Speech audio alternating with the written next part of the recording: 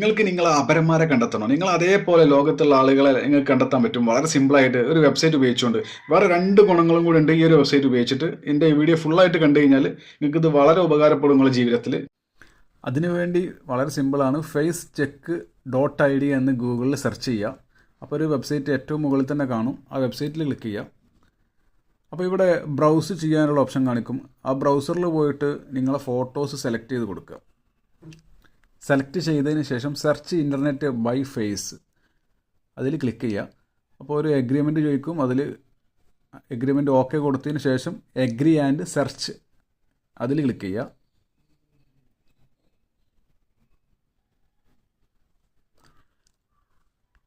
അപ്പോൾ ഇങ്ങനൊരു ഓപ്ഷൻ ചോദിക്കും.